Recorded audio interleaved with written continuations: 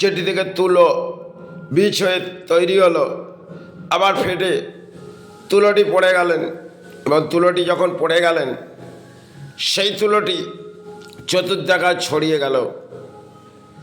তেরাম আমরা যে অর্থটা নিয়ে ঘাটছি, এই অর্থটা আমরা ভাবলাম আমাদের হাত থেকে কোথাও যাবে না, কিন্তু না, হাতের অর্থ সেটা আপনি নিয়ে এলেন, সেটা একটা তার ভারসঙ্গ এমন কিছু নেই।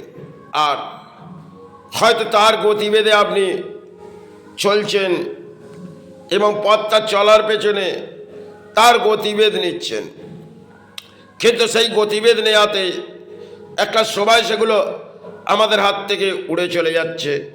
কেন এটি একটি কাগজ, আর যেটি তুলোটি তার ভারসঙ্গ হালকা এবং এরও ভারসঙ্গ হালকা, তাই এর পেছনে হয়তো আমাদের লড়াই থাকে।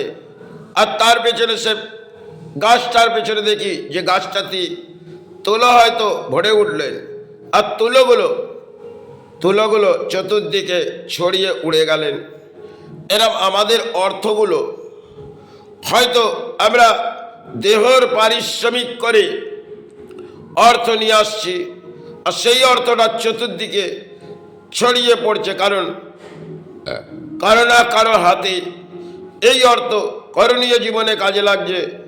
হয়তো আপনি একা লড়াই করে যাচ্ছেন, সফল চাই বিফল, কিন্তু লড়াই করার পেছনে অর্থ, এবং এই অর্থ যখন আপনি নিজের বাসস্থানে নিয়ে এলেন, সেখানে কেউ না কেউ আপনার কাছে এলেন যে আমাকে কিছু সাহারা করো।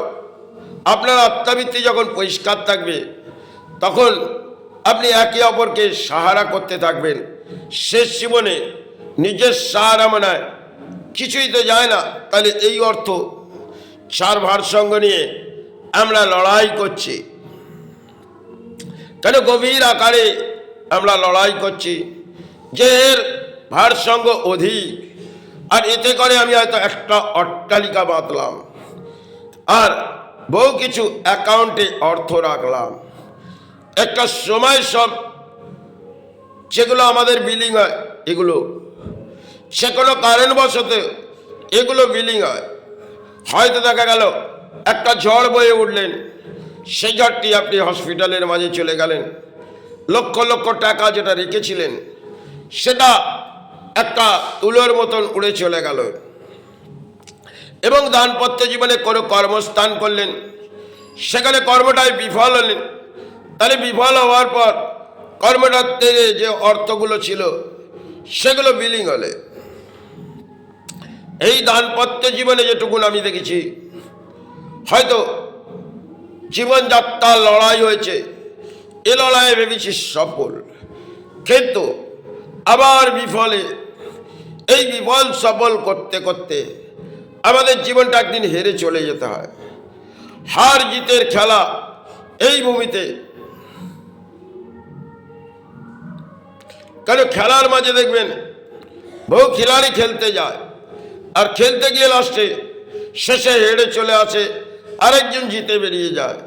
এরকম আমাদের অর্থটা আমরা হয়তো জিতে নিয়ে এলাম পারিশ্রমিক করে, কিন্তু সেটা বেরিয়ে গেল, কারণ তার ভারসঙ্গ আমরা ভাবলাম আরে এই জিনিসটা যে চোখের নজরে ভারসঙ্গ করছি, সেটা দৃষ্টিভঙ্গি যেন লাগছে। কখনো কারো অর্থ দেখছি তো বড় দৃষ্টিভঙ্গি লাগছে। এরকমও মানব দেহ আছে, যখন কারো বাসস্থানে অর্থ দেখবে তার দৃষ্টিভঙ্গি আকারে চলে আসবে, আর একটা শনির মতন গ্রাস করে নেবে। এবং শনি যে দশা, সেটা যখন দীর্ঘ সময় আপনার জীবনে থাকবে, তখন দেখবেন আপনি যতটা উচ্চ স্তরে উঠতে যাবেন, দশা আপনাকে নিচু স্তরে নিয়ে আসবে। এবং এই দশা থেকে আমরা মুক্তির আশা খুঁজলেও সেটা সময়ের অঙ্কের খেলা থাকে। সে শনি গ্রাস করলেন, যে দশাটি গ্রাস করলেন আপনাকে এগিয়ে নিয়ে যাচ্ছে, একদিকে যেমন এগিয়ে নিয়ে যাচ্ছে, একদিকে আপনাকে পেছিয়ে নিয়ে আসছে। কারণ আপনাকে তিনি যখন বুঝিয়ে দিচ্ছে, দেখো আমি তোমার দেহের মধ্যে প্রবেশ করে রয়েছি, তুমি যতটাই অর্থের পেছনে তোলপাড় করে যাও আর জীবনযাত্রার পেছনে যতটা লড়াই করে যাও, কিন্তু আমি তোমাকে ছাড়ব না। তেরম আমরা অর্থটা যেমন নিয়ে আসি, অর্থকে আমাদের ছেড়ে চলে যেতে হয়। কেন দানপত্য জীবনে আমরা অর্থটা নিয়ে নাড়াচাড়া করি, আর এই অর্থটা কোথাও না কোথাও গিয়ে আমরা দান দিই, তাতে কত সেবাও হয়। আবার জীবনযাত্রায় শেষ কর্মের লড়াইয়ে একটু কাজে লাগে। চিতা হচ্ছে শ্মশানে চলে যাওয়া, সেখানে কোনো চিতা জ্বালানোর জন্যে কিছু হলেও অর্থের প্রয়োজন, এবং সন্তান পরিবারের জন্যে ভেবে যাওয়া।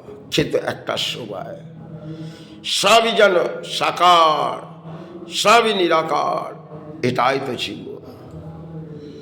জীবনযাত্রার লড়াই যেটুকুন বুঝলাম, তাতে সফল চাই বিফল।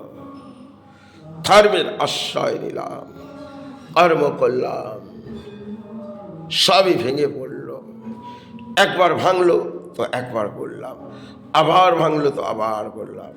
এরপরে আর ভাঙা আর গড়ার খেলা থাকে। জয় গুরু, জয় মাই।